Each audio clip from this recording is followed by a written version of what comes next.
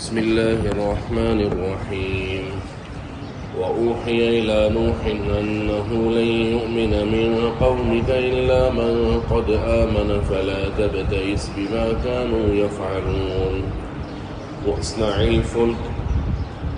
واصنع الفلك بأعيننا ووحينا ولا تخاطبني في الذين ظلموا إنهم مغرقون۔ حضرت نوح علیہ السلام کی دعوت اور تبلیغ کی محنت جاری اور ساری تھی۔ ایمان لانے والے بہت کم تھے۔ کل 950 سال تک حضرت نوح علیہ السلام تبلیغ دین کرتے رہے، اور حضرت نوح علیہ السلام کی کل عمر 1050 سال تھی۔ لوگ سمجھتے 950 سال عمر تھی، 950 سال تبلیغ کا عرصہ تھا، 40 سال نبوت کے ملے، کل زندگی 1050 سال کی تھی، یعنی عمر حضرت نوح علیہ السلام کی 1050 سال۔ اب جب مایوسی ہو گئی کہ اللہ ان کو میں نے رات میں بھی بلایا، دن میں بھی بلایا، عمومی گشت بھی کیا، خصوصی گشت بھی کیا، لیکن جتنا میں ان کو بلاتا رہا یہ مجھ سے بھاگتے چلے گئے۔ میں نے جب بھی ان کو تیری طرف بلایا تاکہ تو ان کو معاف کر دے، انہوں نے اپنی انگلیاں اپنے کانوں میں ڈال لی، اپنے کپڑے سمیٹ لیے، گناہوں پر اصرار کرنے لگے اور خوب تکبر اور ٹھٹا کرنے لگے۔ میں نے کھل کر بھی بلایا، علانیتاً بلایا، اکیلے کے اندر بھی بلایا، اللہ کی طرف دعوت دی کہ مگر اللہ یہ تیری قوم اور یہ میری قوم بات نہیں مانتی۔ اب ان پر اپنا عذاب برسا دے۔ فدعا ربہ انی مغلوب فانتصر۔ انہوں نے اللہ سے مانگا کہ اللہ مظلوم ہوں، مغلوب ہوں، اب ان کا غلبہ ہو چلا ہے، اب آپ میری مدد کیجیے۔ اس آیت کے اندر اللہ فرما رہے ہیں کہ اب اللہ کی قہر کو جوش آیا، اور اللہ نے کہہ دیا کہ اب جتنے آپ کی قوم کے اندر ایمان لانے والے لوگ تھے بس یہ ایمان لے آئے، اب کے بعد کوئی ایمان نہیں لائے گا، یہ ہمارے علم کے اندر، ہمارے علم کے عین مطابق ٹھہر چکا ہے۔ وَأُوحِيَ إِلَىٰ نُوحٍ، حضرت نوح کی طرف وحی کی گئی، أَنَّهُ لَن يُؤْمِنَ مِنْ قَوْمِكَ، کہ ہرگز ایمان نہ لائے گا آپ کی قوم میں سے، إِلَّا مَنْ قَدْ آمَنَ، مگر جو پہلے ایمان لا چکا، فَلَا تَبْتَئِسْ، لہذا آپ غمگین نہ ہوں، مایوس نہ ہوں، بِمَا كَانُوا يَفْعَلُونَ، جو یہ کافر کر رہے ہیں۔ اب حکم دیا کہ نبی آپ ہماری آنکھوں کے سامنے اسباب کو بنائی ہے، اور وہ سبب ہے کشتی کا بنانا۔ وَاصْنَعِ الْفُلْكَ، بنائیے کشتی کو، بِأَعْيُنِنَا، ہماری آنکھوں کے سامنے، وَوَحْيِنَا، اور ہمارے حکم کے ساتھ، وَلَا تُخَاطِبْنِي فِي الَّذِينَ ظَلَمُوا، اور اے نبی یاد رکھیے، لا تُخَاطِبْنِی، مجھ سے بات نہ کیجیے، فِي الَّذِينَ، ان لوگوں کے بارے میں جنہوں نے ظلموا، گناہ کیے، کیوں بات نہ کیجیے؟ انہم مغرقون، اب ہمارے علم میں بات آ چکی ہے کہ اب ان سب نے غرق ہونا ہے۔ گویا کہ دیکھیں اللہ نے خود اپنے نبی کو اسباب کے اختیار کرنے کا کہا۔ ہو سکتا تھا کہ کہہ دیتے فلاں پہاڑ پر ایک کشتی کھڑی ہے بس اس میں سوار ہو جاؤ، لیکن نہیں، اسباب، اور اسباب کا وسیلہ خود دکھایا، خود راہ ہموار کی۔ چنانچہ روایات میں ہے کہ 2 سال تک کشتی بنائی ہے حضرت نوح علیہ السلام نے، 2 سال تک کشتی بنائی۔ کشتی کیا تھا؟ جہاز تھا۔ کشتی تو بولتے ہیں لیکن در حقیقت جہاز تھا، جس کی چوڑائی 91 فٹ، لمبائی 547 فٹ اور اونچائی 92 فٹ تھی۔ 547 فٹ کی اس کی لمبائی تھی، 92 فٹ کی چوڑائی تھی، 47 فٹ کی چوڑائی تھی اور 42 فٹ کی اونچائی تھی۔ 3 منزلہ جہاز بنایا تھا۔ گویا کہ اللہ نے اپنے نبی کو خود حکم دیا کہ آپ کشتی بنائیے۔ اسباب کو بنانے کا طریقہ بھی خود اللہ نے بتایا۔ ہم جتنے بھی دنیا کے اندر مینوفیکچرنگ کرنے، کام کرنے، اس کی کہیں نہ کہیں بنیاد متقدمین کے زمانے سے چلتی آ رہی ہے۔ گاڑی ہے، گاڑی کو چلانے والی چیز پہیہ ہے، اور یہ پہیہ حضرت آدم علیہ السلام کے زمانے سے گاڑیوں کو اور زراعت کے میدانوں کو، صحراؤں کے اندر فصل کو جوتنے کے لیے اس زمانے سے پہیہ چلتا چلا آ رہا ہے۔ اب قیامت تک جو گاڑیاں بنیں گی، جو جہاز بنیں گے، اس کے اندر پہیہ جو کہ ایک بڑا سبب اور وسیلہ ہے، یہ مرہون منت ہوگا حضرت آدم علیہ السلام کے زمانے سے۔ بنیاد پیچھے سے پڑی ہوئی ہے، یہ تو اس بنیاد کے اوپر نت نئی چیزیں اور نئی شکل اور نئی صورت اور نئے نقشوں کے ساتھ پیدا ہو جاتی ہیں۔ بنیادیں پہلے کی چلتی ہوئی آ رہی ہیں۔ 2 سال تک کشتی بنائی، اور کشتی کیا تھا؟ جہاز تھا پورا۔ اور اللہ نے خود کہا وَاصْنَعِ الْفُلْكَ بِأَعْيُنِنَا، کشتی بنائیے ہماری آنکھوں کے سامنے، یعنی ہم دیکھ رہے ہیں کہ آپ کیسے بناتے ہیں، وَوَحْيِنَا، اور ہم آپ کو حکم دیتے رہیں گے، یعنی ہمارے حکم کے عین مطابق بنائیے، جیسے ہماری چاہت ہے ویسے بنائیے۔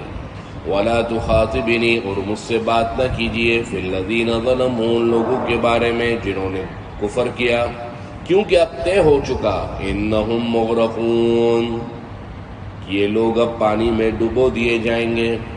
وَأُوحِيَ إِلَىٰ نُوحٍ، نوح کی طرف وحی کی گئی، أَنَّهُ لَن يُؤْمِنَ مِنْ قَوْمِكَ، کہ یہ اب آپ کی قوم میں سے یہ لوگ ہرگز ایمان نہ لائیں گے، إِلَّا مَنْ قَدْ آمَنَ، سوائے ان لوگوں کے جو اب ایمان لا چکے۔ روایات کے مطابق 80 مرد اور 80 عورتیں تھیں، اور بعض روایات کے مطابق صرف 80 لوگ تھے جن میں مرد عورت دونوں تھے۔ فلا تبتئس، لہذا مایوس نہ ہوئیے، بما كانوا يفعلون، ان لوگوں کے بارے میں، ان کافروں کے بارے میں جو وہ کر رہے ہیں۔ واصنع الفلک بأعیننا، کشتی بنائیے ہماری آنکھوں کے سامنے، ہمارے ووحینا، اور ہمارے حکم کے مطابق۔ ولا تخاطبنی، اور مجھ سے بات نہ کیجیے، فی الذین ظلموا، ان لوگوں کے بارے میں جنہوں نے گناہ کیے۔ انہم مغرقون، ان کو غرق کر دیا جائے گا۔ کل بتایا تھا کہ حضرت نوح علیہ السلام کا ذکر قرآن میں 29 سورتوں کے اندر آیا ہے، اور کل یہ غلطی تھی کہ بتایا کہ 31 سے 32 دفعہ، حالانکہ 43 دفعہ حضرت نوح علیہ السلام کا ذکر قرآن میں۔ اب کیا ہوا؟ اب کشتی بنانے لگے۔ کشتی بناتے بناتے ٹھٹا کرنے والے، مذاق اڑانے والے دیکھتے تو تانے مارتے تھے، اور کہتے تھے دیکھو یہ اپنے آپ کو پیغمبر کہتا تھا، آج بڑا ہی بن گیا ہے۔ آج کیا بن گیا ہے؟ بڑا ہی بن گیا ہے۔ اور کہتے تھے کہ بھائی یہ تم کس لیے بنا رہے ہو؟ تو حضرت نوح جواب یہ دیتے کہ میں اس لیے بنا رہا ہوں کہ پانی کے اوپر چلے گا۔ وہ کہتے تھے اس بیوقوف کو دیکھو، خشکی کے اوپر پانی کا سامان مہیا کر رہا ہے، اس کی عقل کو کیا ہو گیا؟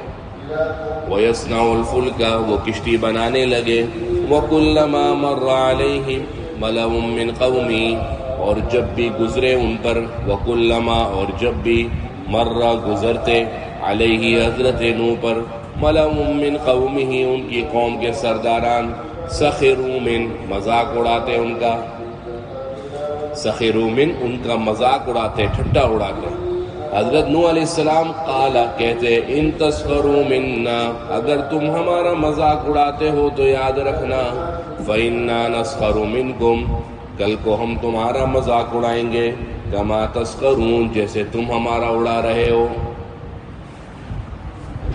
یہ جو قوم کے چودھری اور بڑے سرداران ہوتے ہیں، یہ جنہوں نے اپنی قوم کو ترقی پر لے جانے کا ٹھیکہ لیا ہوا ہوتا ہے، در حقیقت قوم کے مجرم بھی یہی لوگ ہوتے ہیں۔ بڑے لوگ اور چودھری یہ قوم کو زوال تک لے جانے کے لیے تیار بیٹھے ہوتے ہیں۔ لوگ سمجھتے ہیں کہ قوم پوری خراب ہے، عموماً قوم پوری خراب نہیں ہوتی۔ قوم کا یہ جو بڑا مالدار اور خوشحال طبقہ ہے، یہ قوم کو برباد کر رہا ہوتا ہے۔ حضرت نوح کے ساتھ بھی یہ ہوا کہ جب قوم کے سرداران گزرتے تو مذاق اڑاتے تھے۔ حضرت نوح جواب یہ دیتے کہ آج تم ہمارا مذاق اڑا رہے ہو نا، آج تم ہم پر ہنس رہے ہو، کل ہم تم پر ہنسیں گے۔ کہتے ہیں کہ حضرت نوح علیہ السلام نے ایسا جواب کیوں دیا؟ یہ تو پیغمبرانہ شان و نبوت کے خلاف ہے۔ اس کا جواب یہ ہے کہ بعض اوقات انتظامی معاملات کو اچھا اور حسن سلیقے سے کرنے کے لیے اس قسم کے جوابات منہ بند کرنے کے لیے دینے پڑتے ہیں، تاکہ اچھے طریقے سے سلیقہ مندی اور نفاست کے ساتھ تمام انتظامات مکمل ہو سکیں۔ پھر لوگ یہ سمجھتے ہیں کہ اینٹ کا جواب پتھر سے دینا یہ گناہ ہے یا غلط ہے؟ یہ بات بھی بالکل غلط ہے۔ پہلی بات تو یہ ہے کہ نیکی اور بدی یہ برابر نہیں ہے۔ ایک بندہ آپ کے ساتھ برا کرتا ہے، آپ اس کے ساتھ نیکی کرتے ہیں، قرآن نے صاف کہا یہ دونوں معاملات برابر نہیں ہیں، بہت بڑا فرق ہے۔ ترغیب بھی یہ دی کہ کوئی تمہارے ساتھ برا کرے تم اس کے ساتھ اچھا کرو، لیکن اس کا یہ مطلب نہیں کہ کوئی برا کرے تو یہ تمہارا اس کے ساتھ اچھا کرنا یہ ضروری ہے، یہ ضروری نہیں ہے۔ یہ اعلیٰ مکارم اخلاق میں سے ہے، یہ آپ کے اخلاق حسنہ کی منہ بولتی دن دہاڑتی مثال ہے کہ کوئی برا آپ کے ساتھ کر رہے ہیں، آپ اس کے ساتھ اچھا کر رہے ہیں، لیکن یہ ضروری نہیں ہے۔ کسی نے اگر میرے کو مکہ مار دیا تو میرے لیے معاف کرنا اس کو ضروری نہیں ہے، بلکہ بعض اوقات تو ایسے فرعونوں کے سامنے ایک مکے کے سامنے اس کو چٹان مار دینا یہ فرض اور واجب ہو جاتا ہے تاکہ یہ ظالم آئندہ کسی اور کے ساتھ ظلم نہ کرے۔ تو یہاں پر حضرت نوح علیہ السلام نے جو سامنے بات کی وہ یہی ہے کہ جب ان کا مذاق اڑایا گیا تو انہوں نے اس کو برداشت نہیں کیا، کیونکہ اگر اس طریقے سے ان لوگوں کے ٹھٹے اور مذاق کو برداشت کرتے رہتے تو وہ لوگ تو پھر کام کرنے کا سلیقہ مندی کے ساتھ کام کرنے دیتے ہی نہیں۔ تو گویا ان کی زبانوں کو بند کیا گیا اور کہا کہ دیکھو کیسے بیوقوف لوگ ہیں، موت ان کے سر پر کھڑی ہے اور یہ ہم پر ہنس رہے ہیں۔ وہ سمجھ رہے تھے کہ یہ خشکی کے اندر پانی میں کشتی چلائیں گے، صحرا ہے، خشکی ہے، اس میں پانی میں کشتی چلائیں گے، اور حضرت نوح اور ان کے 80 ایمان لانے والے یہ سوچ رہے تھے کہ موت اور عذاب ان کے سر پر کھڑا ہے اور ان کو دیکھو مذاق کی سوچی ہوئی ہے۔ فسوف تعلمون، عن قریب تم کو پتہ لگ جائے گا، من یاتیہ کس کے اوپر آتا ہے، عذاب ایسا عذاب یخزیہ جو اس کو رسوا کر دے گا، ویحل علیہ اور کس پر نازل ہوگا، عذاب ایسا عذاب مقیم جو مستقل قائم رہنے والا ہوگا۔ وَيَصْنَعُ الْفُلْكَ وہ کشتی بنانے لگے، وَكُلَّمَا مَرَّ عَلَيْهِ مَلَأٌ مِّن قَوْمِهِ اور جب بھی ان کے اوپر گزرتے اس قوم کے سرداران، سخروا منہ اس کا مذاق اڑاتے۔ قَالَ تو حضرت نوح نے جواباً کہا، ان تسخروا منا اگر تم ہمارا مذاق اڑاتے ہو تو یاد رکھنا، فَإِنَّا نَسْخَرُ مِنْكُمْ ہم تمہارا مذاق اڑائیں گے، كَمَا تَسْخَرُونَ جیسے تم ہمارا اڑاتے ہو۔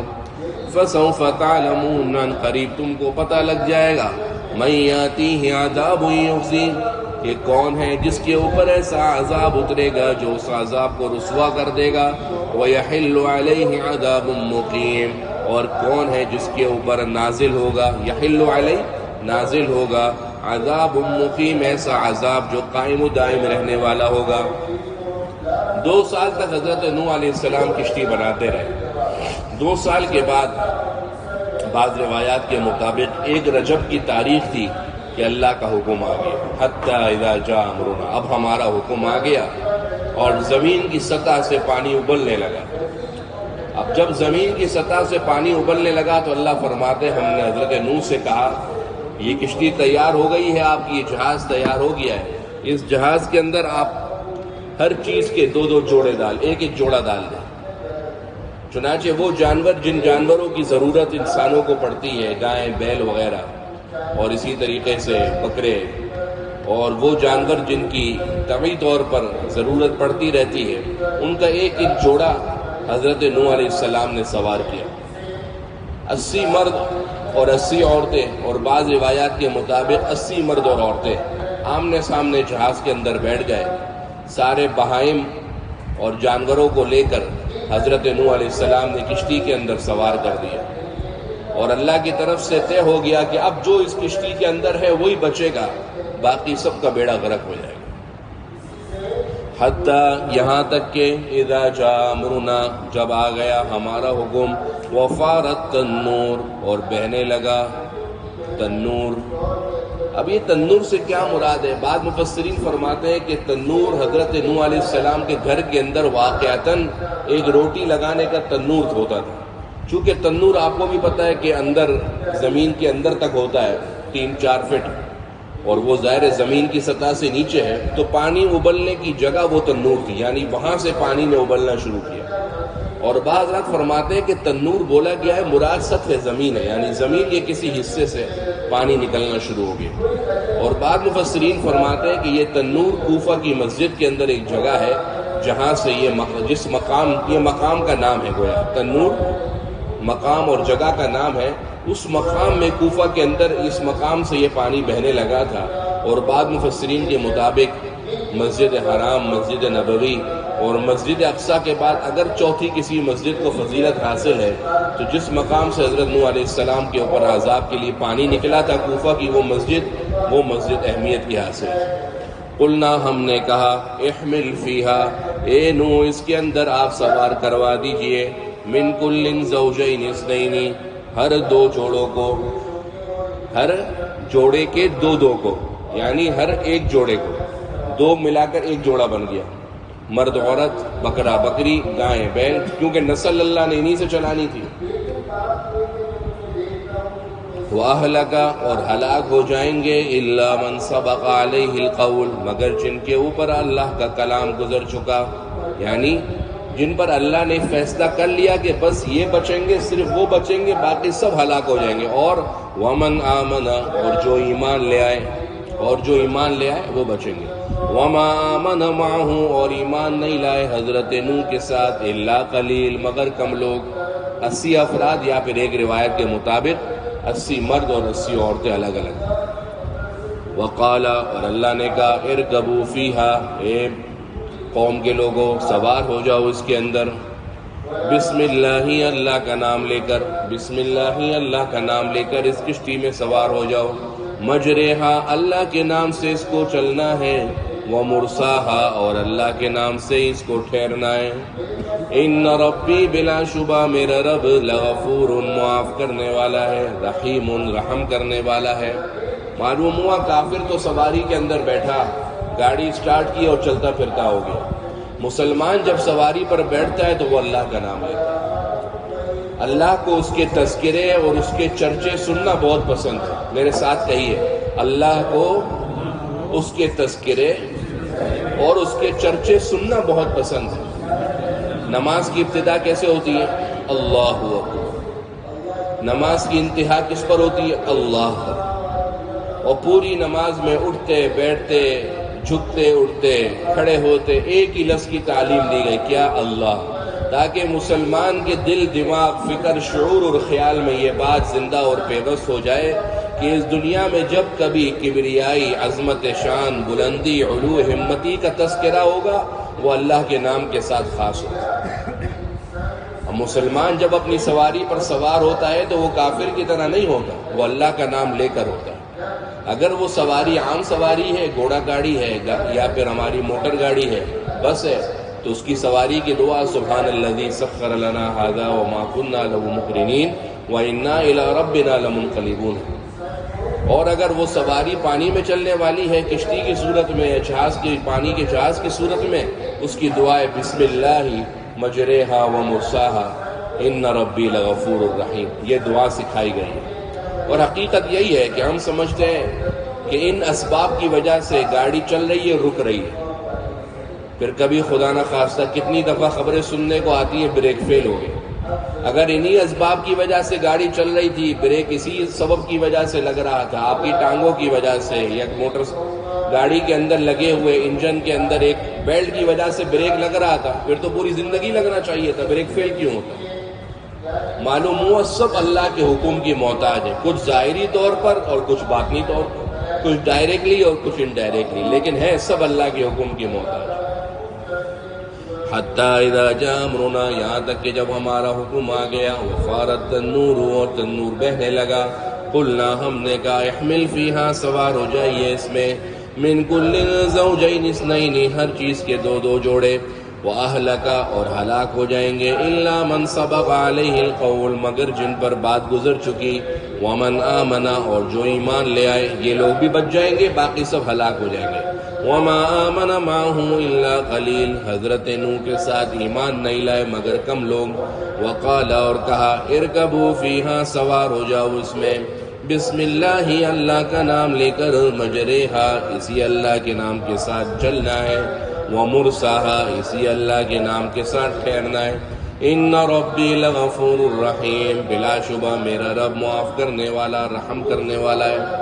بعض روایات کے مطابق 40 دن تک طوفان اس روح زمین کے اوپر رہا، اور ایک روایت کے مطابق 1 رجب کو طوفان آیا اور 6 مہینے تک یہ طوفان لگ و بگ برقرار رہا، اور یہ کشتی سمندر کی دوشوں اور موجوں کے اوپر پہاڑ کی طرح چلتی رہی، اور 10 محرم کو جا کر یہ طوفان ختم ہوا۔ 6 مہینے تک یہ طوفان رہا۔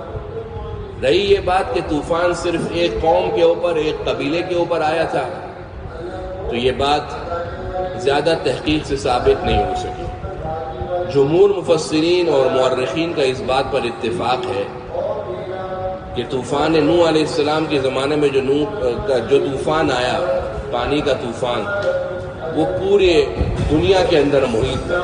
اور اس بات کا ذکر میں نے ایک دفعہ پہلے بھی آپ کو کیا کہ گوادر کے علاقے کے اندر آج سے کئی سال پہلے جب چائنا نے زمین کی کھدائی کا کام شروع کیا، تو کافی زمین کی کھدائی میں جانے کے بعد وہاں پر کچھ ایسے نمکینی جذباتیت کے اثرات ملے جس سے معلوم ہوتا تھا کہ پوری زمین کے اندر وہ طوفان نوح آیا ہے، صرف مخصوص علاقے اور مخصوص قوم کے اندر نہیں آیا۔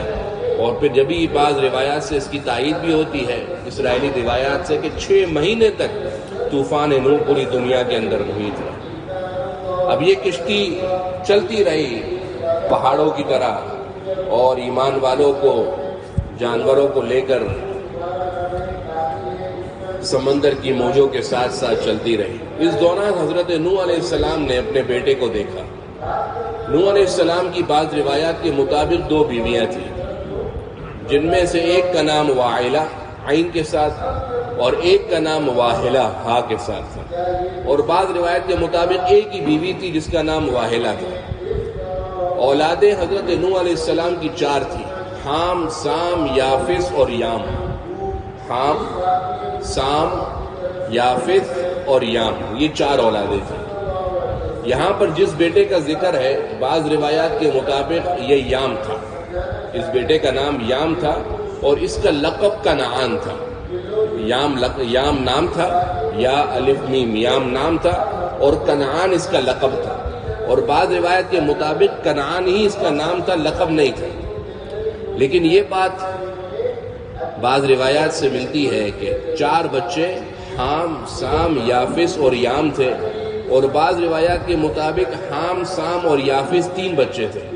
انہی میں سے کوئی اور بچہ تھا جس کا نام کنعان تھا، یعنی 3 بچے ایمان لے آئے تھے، ان 3 کے نام حام، سام اور یافس تھے، اور ایک بچہ جس کا نام یام تھا اور جس کا لقب کنعان تھا، وہ ایمان نہیں لایا تھا۔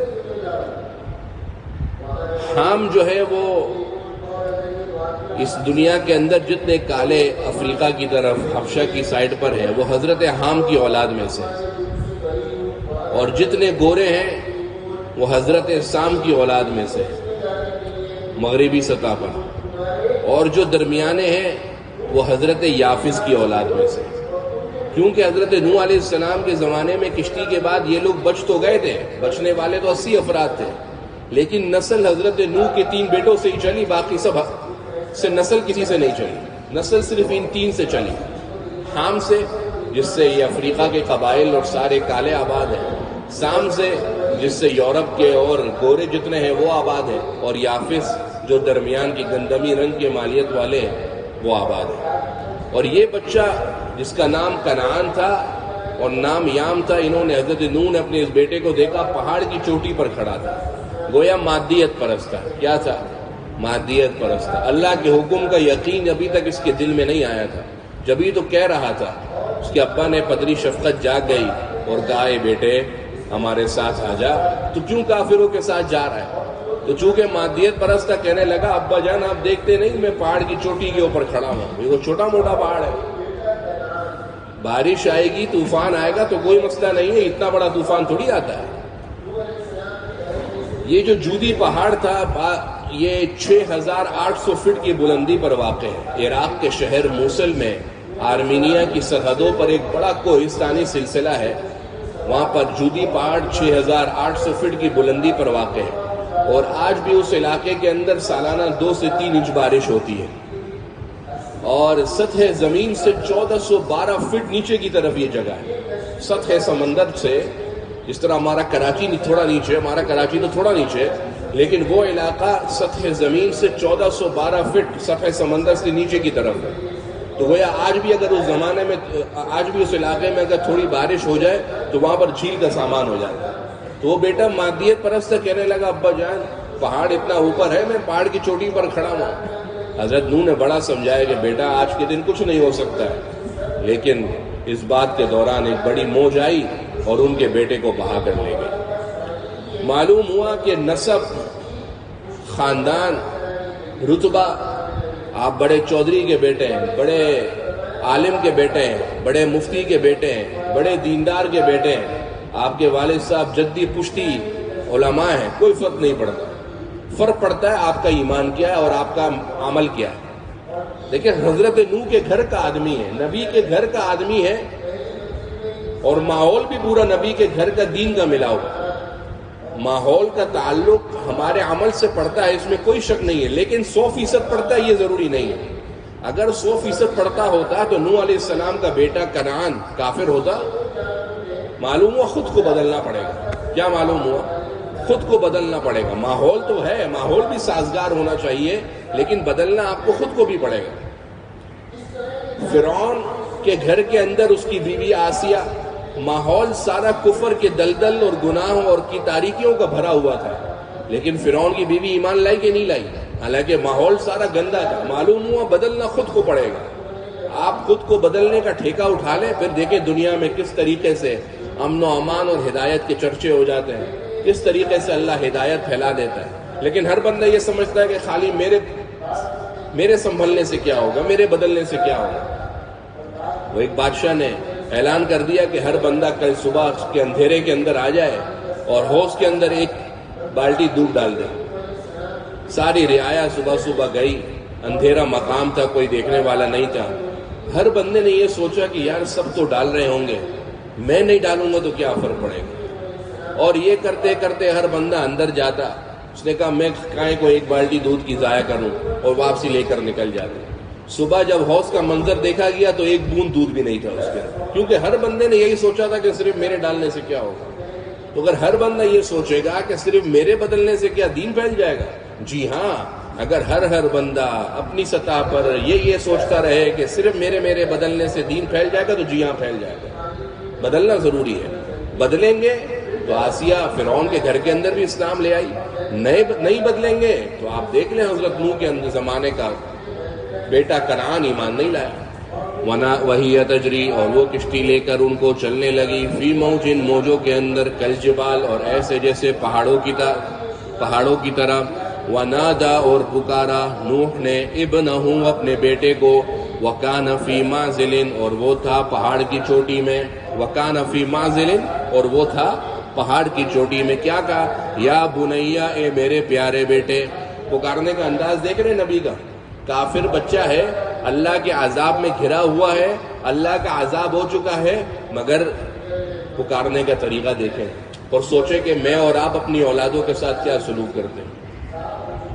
ہماری اولادوں کے ساتھ ہم کس لیول سے اور کس سطح پر جا کر کتنے غلط طریقے سے بات کرتے ہیں. اور یہ انبیاء کو دیکھیں، بیٹا ظلم کے اندر، کفر کے اندر، اللہ کے عذاب کا شکار ہونے ہی والا ہے، لیکن پکارنے کا انداز دیکھیے. اے میرے پیارے سے بیٹے. یا بنیا کا ترجمہ کیا کریں گے؟ اے میرے پیارے سے بیٹے. یہ یا بنیا کا حقیقی ترجمہ ہے. ارکم معنا، آ جاؤ ہمارے ساتھ، سوار ہو جاؤ کشتی میں. ولا تکن مع الکافرین، اور مت ہو جانا کافروں کے ساتھ. قالا، وہ بچہ کہنے لگا، سآوی، یہ سین اس بات پر دلالت کر رہا ہے کہ یہ جملہ آگے عن قریب کے لیے استعمال ہوتا ہے سین سے. یہ عربی زبان کی بلاغت ہے. سآوی، عن قریب میں ٹھکانہ پکڑ لوں گا. الی جبل، پہاڑ کی طرف. یعصمنی، وہ پہاڑ مجھے بچا لے گا. من الماء، پانی سے. قال، حضرت نوح کہنے لگے، لا عاصم اليوم، اے میرے بیٹے، لا عاصم اليوم، آج کوئی بچانے والا نہیں ہے، من امر اللہ، اللہ کے حکم سے، الا من رحم، مگر جس پر اللہ رحم کرے. لہذا تم کشتی کے اندر آ جاؤ، کیونکہ اللہ کے حکم سے بات ٹھہر چکی ہے کہ اب اللہ کے عذاب سے وہی بچے گا جو اس کشتی کے اندر ہے. اس دوران بات چل رہی تھی کہ وحال بینہم الموج، ان دونوں کے درمیان موج آ گئی، سمندر کی موج آ گئی، فکان من المغرقین، اور یہ بیٹا ہو گیا غرق ہو جانے والوں میں سے، اور یہ بیٹا غرق ہو جانے والوں میں سے ہو گیا۔ تو معلوم ہوا کہ رشتے، نسب، رتبے کچھ کام نہیں آئے گا، کام آئے گا تو عمل صالح کام آئے گا۔ وہی تجری، اور یہ کشتی چلنے لگی، بہم ان کو لے کر، فی موجن موج کے اندر، کل جبالی پہاڑ کی طرف، ونادى نوح، نوح نے پکارا، ابنہ اپنے بیٹے کو، وکان فی معزل، اور وہ بیٹا تھا ایک کنارے میں، یا بنیا، اے میرے پیارے سے بیٹے، ارکم معنا، آجا ہمارے ساتھ سوار ہو جا، ولا تکن مع الکافرین، مت ہو جا کافروں کے ساتھ۔ قالا، وہ بیٹا کہنے لگا، سآوی الی جبل، میں ٹھکانہ پکڑ لوں گا پہاڑ کی طرف، یاسمونی من الماء، جو پہاڑ مجھے پانی سے بچا لے گا۔ قال، حضرت نوح نے کہا، لا عاصم اليوم من امر اللہ، اللہ کے حکم سے آج کوئی بچانے والا نہیں، الا من رحم، مگر وہ جو رحم کرے۔ وحال بینہم الموج، اس درمیان میں موج آ گئی، فکان من المغرقین، اور یہ بیٹا ہو گیا غرق ہو جانے والوں میں سے۔